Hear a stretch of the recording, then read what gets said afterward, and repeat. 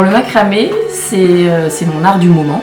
C'est quelque chose que j'ai appris il y a déjà bien longtemps. J'avais entre 8 et 10 ans avec une tante de ma maman qui faisait du macramé et qui m'avait appris le nœud de base, m'avait appris à faire des petits bracelets, des petites choses comme ça.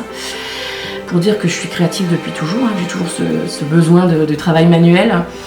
Et là, donc, je l'ai repris en apprenant plus de nœuds différents. Et il y a toujours cette envie aussi de faire des choses qui sortent un peu de l'ordinaire, un peu abstraites. J'utilise la corde, mais je n'en fais pas forcément que du macramé. En fait, je vais la travailler de manière différente. J'essaye aussi de travailler un produit bio, un produit français. Donc là, en l'occurrence, une corde artisanale française. Et c'est doux, c'est agréable à travailler, ça m'apaise quand je le travaille. C'est quelque chose que je fais souvent très tard le soir, quand les enfants sont couchés, que tout le monde est au lit. Il y a ce calme, il y a cet apaisement quand je fais ces nœuds. C'est vrai que beaucoup de gens me disent mais c'est une répétition tout le temps. Alors oui, c'est une répétition, mais quand on voit l'œuvre se créer rien qu'en faisant des nœuds, je trouve qu'il y a quelque chose de magique quand même dans tout ça.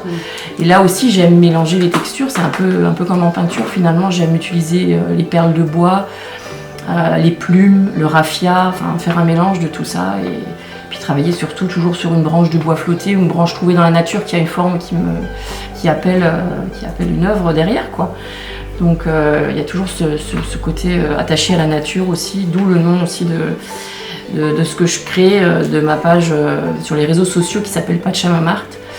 La Pachamama, donc la déesse, la terre-mère, parce que je puise beaucoup de ce que j'utilise dans mes créations dans la nature en fait. Donc il y a toujours un côté brut aussi que j'aime travailler. Très bien.